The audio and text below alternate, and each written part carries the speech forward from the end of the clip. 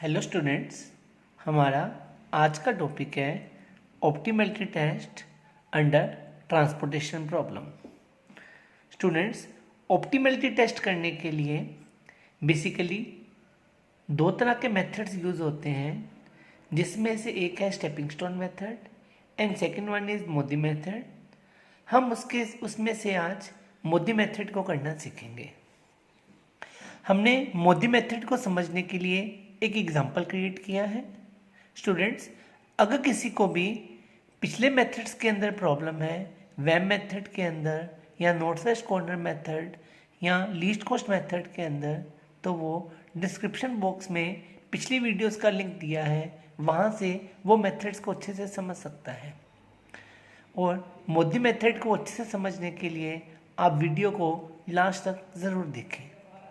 हमारे एग्जाम्पल्स की फिगर है 10, 5, 7, 7, 12, 8, 8, 9, 12। हमें डिमांड भी गिवन है और सप्लाई भी गिवन है। हमने इसके अंदर वेम मेथड को सोल्व करके ले लिया हुआ है पहले। जैसे हमने 7 को 40 की लोकेशन कर दी, 8 को 5 की लोकेशन, 9 को 15, 7 को 25 एंड 8 को हमने 15 की लोकेशन कर दी है। We solve the feasible solution with VAM method. हमने अब इसके बेसिस पे चेक करना है क्या जो हमारा वेम मेथड से सोल्यूशन आया है whether this is a optimal solution और नॉट। ऑप्टिमल सोल्यूशन में जब आप मोदी मेथड को यूज़ करते हो तो उसमें बेसिकली 3 स्टेप्स यूज होते हैं। The very first step is check degeneracy. The very first step is check degeneracy. Degeneracy check करने के लिए आपको फार्मूला लगाना है m+n -1 equal to occupied sales.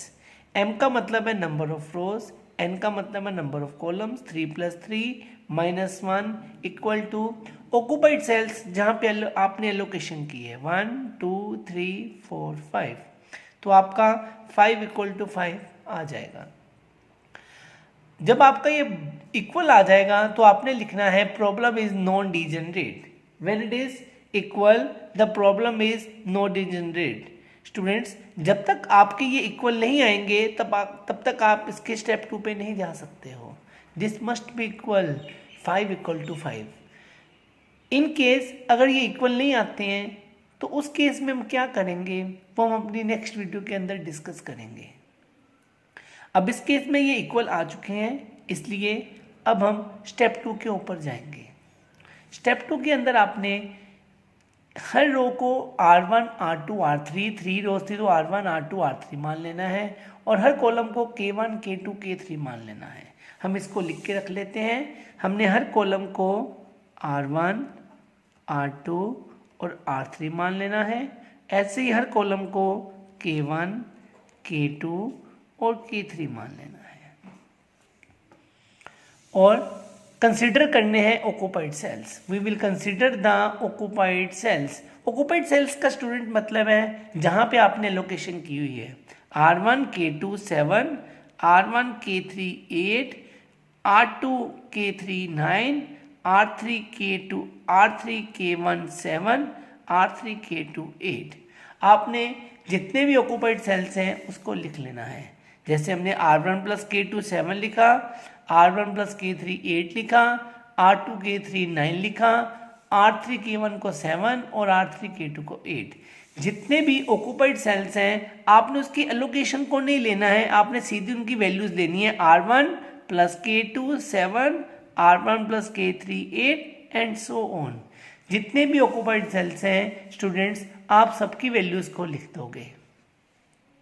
अब ये वैल्यूज के अंदर आपने R1 को 0 पुट कर देना है। जब आपने ये वैल्यूज ले ली हैं तो आपने इन वैल्यूज के अंदर R1 को 0 पुट कर देना है। स्टूडेंट्स, जब आप इसके अंदर R1 0 पुट करोगे तो आपकी बाकी वैल्यूज ऑटोमेटिकली निकल के आ जाएंगी। जैसे हमने R1 0 पुट किया तो हमारी K2 की वैल्यू का आंसर 7 आ जाएगा। R1 0 पुट किया तो R1 0 पुट किया तो K2 7 आ गया। यहाँ पे भी R1 0 पुट किया तो हमारे पास K3 की वैल्यू 8 आ जाएगी। जब हमने यहाँ पे R1 0 पुट किया तो K3 की वैल्यू हमारे पास 8 आ जाएगी। इसके बाद हमने नेक्स्ट अब नीचे K3 की वैल्यू पुट डाउन करनी है। जब हम नीचे K3 की वैल्यू पुट ऑन करेंगे तो हमारे पास R2 की वैल्यू 1 आ जाएगी। जब हमने K3 की वैल्यू पुट ऑन की 8, 9 माइनस 8 तो R2 हमारा 1 आ जाएगा।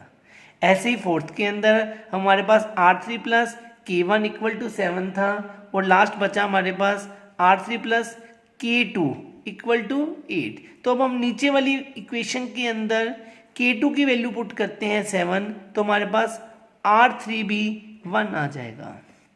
हमारे पास R3 भी 1 आ जाएगा। लास्ट वाली इक्वेशन में हमने K2 की वैल्यू को पुट ऑन किया, हमारे पास K2 7 था तो 8 माइनस 7 करेंगे तो R3 की वैल्यू 1 आ जाएगी। अब हम R3 की वैल्यू को ऊपर पुट ऑन कर देंगे 1, तो जब इसको सॉल्व करेंगे तो आपकी K1 की वैल्यू का भी आंसर आ जाएगा विच कम्स टू 6। स्टूडेंट्स ऐसे करके आप ये सारी वैल्यूज का आंसर कैलकुलेट कर लोगे। ऐसे करके आप इसका स्टेप 2 कंप्लीट कर लोगे जिसमें आपने ऑक्युपाइड सेल्स की वैल्यू का आंसर निकालना है। हमेशा ही आपने R1 की वैल्यू को 0 पुट करना है, this is to be remind, और बाकी सारी वैल्यूज अपने आप ही निकल के आ जाएंगी।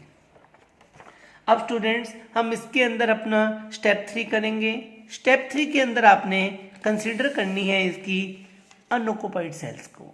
अब हमने इसके अंदर कंसिडर करना है स्टूडेंट्स इसके अनऑक्युपाइड सेल्स को जो हमारे पास थे R1 K1, तो हमने R1 K1 10 लिख दिया। ऐसे ही नेक्स्ट आपको दिया हुआ है R2 K1, तो हमने R2 K1 15 लिख दिया। इसके बाद नेक्स्ट हमारे को दिया हुआ R2 K2, हमने R2 K2 भी लिख दिया, और लास्ट में R3 K3 था, हमने R3 K3 भी लिख दिया। अब स्टूडेंट्स इसके अंदर आपने क्या करना है, जो R1 K1 या ये वैल्यूज आपने कैलकुलेट की थी इसको पुट ऑन कर दोगे, जिसके बेसिस पे आप ये कैलकुलेशंस करोगे। जैसे आपने ये वाली वैल्यूज का आंसर निकाला था तो आप इसके अंदर ये वैल्यूज पुट ऑन कर दोगे। जैसे आपने R1 क्या निकाला था फर्स्ट इक्वेशन में 0, और आपने K1 की वैल्यू क्या निकाली थी 6, तो ये आपका 0 प्लस 6 इक्वल टू 10 आ जाएगा। जब आप इसको सोल्व करोगे तो डिफरेंस 4 आ जाएगा।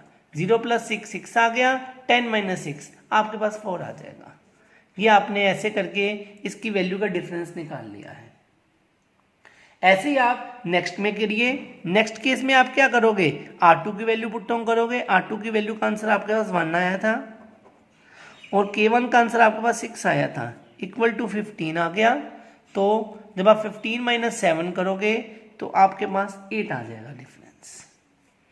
ऐसे ही नेक्स्ट वैल्यू के लिए आपने R2 K2 इक्वल टू 12 लिखा था, तो आप R2 की वैल्यू पुट करो, आपके पास 1 थी और आपके पास K2 की वैल्यू 7 थी, तो 1 प्लस 7 इक्वल टू 12 आ गया। जब आपने इसको सॉल्व किया तो आपके पास डिफरेंस 4 आ जाएगा। 8 12 माइनस 8 4 आ गया डिफरेंस। ऐसे ही आप लास्ट वाली इक्वेशन भी कंसिडर करोगे, R3 K3 इक्वल टू 12, तो आप देखोगे आपके पास R3 की वैल्यू कितनी आई हुई थी, 1 आई हुई थी R3 की वैल्यू, और आपके पास आप K3 की वैल्यू कंसिडर करोगे तो वो आपने K3 की वैल्यू निकाल के रखी थी 8, तो हम 8 ले लेंगे। इसको इक्वल टू 12 किया, तो जब आप इसको सोल्व करोगे तो आपके पास आंसर आ जाएगा 3। ऐसे करके स्टूडेंट्स आपने सारी इसकी अनऑक्युपाइड सेल्स की वैल्यूज भी निकाल लेनी है। R1 की वैल्यू पुट करो, K1 की वैल्यू पुट करो, 0 प्लस 6 10 माइनस 6 4 आ गया। ऐसे ही नेक्स्ट केस में 7 15 माइनस 7 8 आ गया, 12 माइनस 8 4 आ गया, 12 माइनस 9 3 आ गया। जब आप ये सारी वैल्यूज निकाल लोगे और अगर आपकी ये अनऑक्युपाइड सेल्स की वैल्यूज सारी पॉजिटिव आ जाती हैं, अगर आपके ये सारे अनऑक्युपाइड सेल्स की वैल्यूज पॉजिटिव आ जाती हैं, तो आप नीचे एक लाइन लिखोगे, since values of unoccupied cells are positive the solution is optimal. आपके अनऑक्युपाइड सेल्स की वैल्यूज नेगेटिव पॉजिटिव आ गई हैं तो आपका सोल्यूशन ऑप्टिमल है। और स्टूडेंट्स जब आपका स्टूडेंट्स ऑप्टिमल सोल्यूशन निकल के आ जाएगा तो आपने क्या करना है, उसके लिए अपना लास्ट टेबल चेक करना है, जहाँ पे आप फर्स्ट वाला टेबल चेक करना है जिसमें 7 को 40, 8 को 5, 9 को 15, 7 को 25 और 8 को 15 की एलोकेशन की थी। आप इन वैल्यूज़ को मल्टीप्लाई कर दोगे तो आपका आंसर 750 निकल के आ जाएगा। स्टूडेंट, ये तो तरीका था मोदी मेथड को सोल्व करने के लिए जब आपकी अनऑक्युपाइड सेल्स की वैल्यू पॉजिटिव आ जाती है। नेगेटिव आने के केस में ये सम्स और आगे करने पड़ते हैं, वो हम नेक्स्ट क्लासेस के अंदर सीखेंगे। This is all about Modi method for unoccupied solutions, unoccupied cell solution with positive values. Thank you.